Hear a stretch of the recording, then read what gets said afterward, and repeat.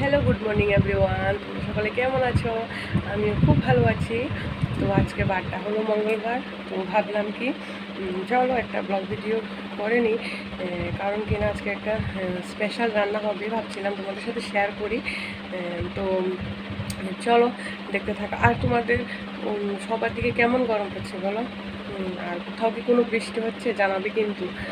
আর গরম যে পড়েছে, আর আমার ড্রেসটা কিন্তু ইগনোর করবে। হ্যাঁ, আমি আসলে আমার মতো আর কে কে আছো যে বাড়িতে যত পুরনো কাপড় চোপড় আছে, যত পাতলা কাপড় চোপড়, আমি তো ওকে পরতে খুব ভালোবাসি। আমার খুবই ভালো লাগে। তো চলো আমার সাথে থাকো, দেখো আমি কি করি।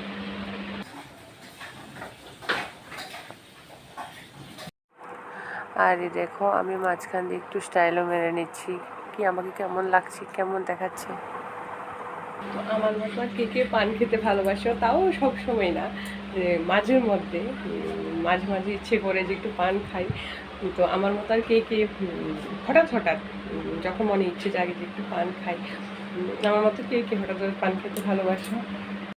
তো চলো পানটা গুছিয়ে নিই, গুছিয়ে আমাদের সাথে কথা বলছি। তো এদিকে দেখো আমি বেডশিটটা ঝেড়ে গুছিয়ে নিয়েছি তাড়াতাড়ি করে, কারণ কেননা আবার তো রান্নাটা করতে হবে না, যে স্পেশাল রান্না তোমাদের বললাম যে আমি রান্না করে আজকে তোমাদের দেখাবো। তোমরা খেয়ে দেখবে, কিন্তু ট্রাই করবো অবশ্যই, যেটা কেমন আমার কাছে তো খুব ভালো লাগে। হঠাৎ মাথায় এলো কি না যে তোমাদের সাথে একটু শেয়ার করি রান্নাটা।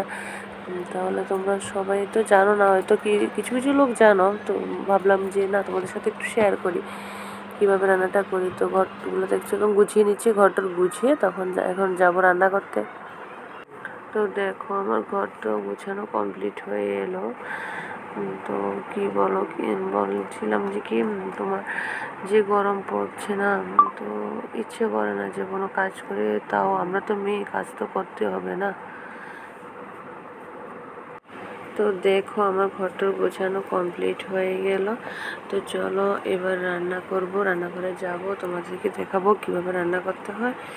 চলো, তারপর স্নান টান করতে হবে, পুজো দিতে হবে, বেবিকে খাওয়াতে হবে, সব কাজটা এখনো পরেই রয়েছে না। তো তাড়াতাড়ি জলদি জলদি চলো শেষ করে নিই, তোমাদের কাছে দেখিয়ে দিই কীভাবে স্পেশাল রান্নাটা তোমরা করবে, কীভাবে রান্না করে খেতে পারবে।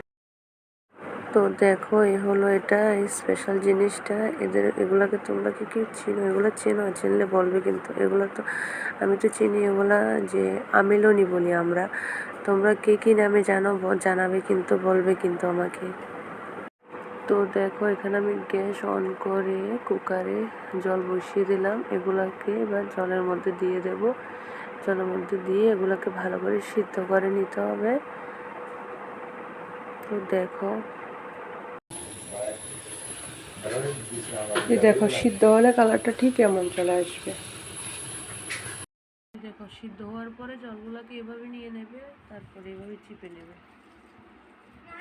তো এগুলাকে দেখো কুকার থেকে নামিয়ে জলগুলোকে ছেঁকে প্রথমে উপরে জলগুলো নিয়ে নেবে, আর নিচের যেগুলো থাকে যে আমিলনিগুলো, ওগুলোকে ভালো করে কচলিয়ে রসগুলো ভালো করে চিবিয়ে বের করে নেবে। তারপরে আলু 3টে থেকে 4টে ভেঙে ভালো করে মিক্স করে ওগুলাতে দিয়ে দেবে।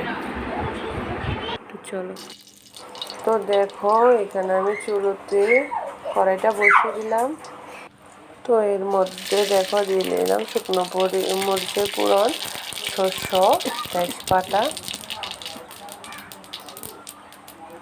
তো তেলটার মধ্যে এবার যে আমিলনির যে জলগুলো ছিল আলু মেশানো, ওইগুলো দিয়ে দেবে।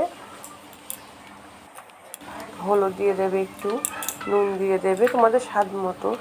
তো জিরে ধনিয়া দিয়ে দেবে, চিনি দিয়ে তারপরে এটাকে একটু খাওয়ার মতো হলে মাখা মাখা করে নামিয়ে নেবে।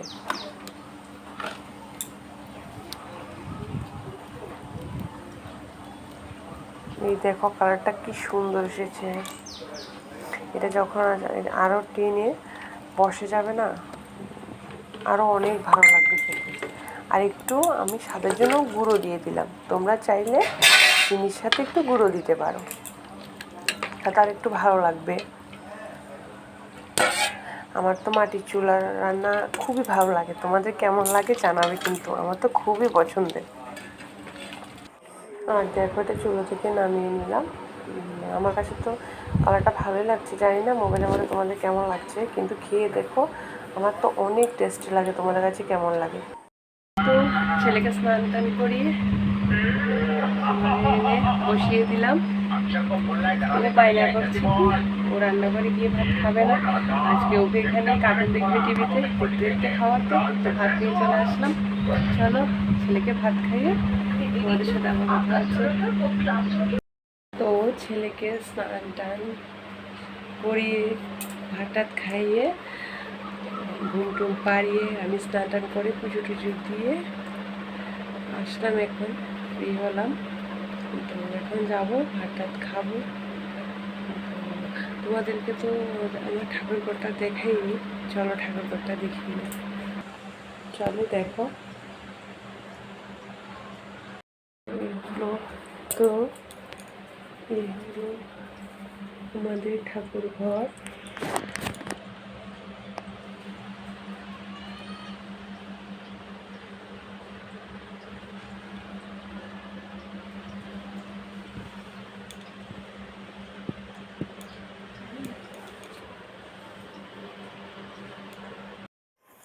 আর তোমাদের সাথে তো একটা কথা শেয়ার করাই হয়নি, আমি তো এমনিতেই বাবার বাড়িতে থাকি। আমার ঘর, আমার ঠাকুর ঘর এটা বলছি, কখনো তোমরা বলতেই পারো তুমি তখন তোমার বাড়ি, তোমার ঠাকুর ঘর বলেছিলে। হ্যাঁ, বাবার বাড়ি মেয়েদেরও বাড়ি, কিন্তু বিয়ের পর তো স্বামীর বাড়ি মেয়েদের বাড়ি, এটা জানো। তো আমার আমার বিয়ে যখন 3 মাস যায় তখন তো হাজব্যান্ডের এখানে চলে গেছিলাম। তো ওখান থেকে আমার 10 মাস পর জামাইয়ের ওখান থেকে আবার বাড়িতে আসা করছি। তখন এরপর থেকে আমি বাবার বাড়িতেই থাকি, শ্বশুরবাড়িতে আপ ডাউন করি, কারণ শ্বশুরবাড়ি গ্রামে। তো বিরমিয়ার থেকে জগৎপুর মাঝে মাঝে আপ ডাউনে থাকি, আর হাজব্যান্ড আসলে তো বাড়িতে থাকি ওই। কারণ এখানে বাবার বাড়ি থাকার কারণ হলো ছেলে স্কুলে পড়ে, তো ওখান থেকে অনেক প্রবলেম, নেটওয়ার্ক প্রবলেম, ছেলের মানে আমার হাজব্যান্ড ছেলের সাথে কথা বলতে পারে না। তো অনেক অনেক প্রবলেম আছে এখানে। তো শ্বশুর শাশুড়িও এখানে আপ ডাউন করতে হতো, কারণ তারাও জানো গ্রামের মানুষ, তারা টাউনে থাকতো না। তো আমার হাজব্যান্ডেরও সাপোর্ট আছে, শ্বশুরবাড়িরও সাপোর্ট আছে যে থাকো তোমার সুবিধা, কারণ ছেলেকে নিয়ে তো আপ ডাউন করা যাবে না, যে স্কুলে আসতে হবে, এখানে ওখানে যেতে হবে। তো এই আর কি, আমি ভাবছিলাম যে না তোমার সাথে কথাটা শেয়ার করি, কারণ তোমরা বলতেই পারো তখন তোমার বাড়ি বলেছিলে। আর একটা কথা হলো কি, জানোই তো, যাই হোক বাবার বাড়ি যতই হোক, কিন্তু বিয়ের পর মেয়েরা শ্বশুরবাড়িটা আমিও জানি। আর এমনটা না যে আমি সারা বছর বাবার বাড়িতেই থাকবো, আমরাও জায়গায় নিয়েছি বিলুনিয়াতে বাড়ি করবো। বাড়িঘর বলে বাবা বলছিল যে কি ভাড়া কেন নিবি, জামাইও বাড়িতে থাকে না, তো এখানেই থেকে যা কয়েকটা বছর। তো যখন বাড়ি টাড়ি করে নিবি তখন তো চলেই যাবি, আর একা একা ছেলেকে নিয়ে ভাড়া কী করতে থাকবি।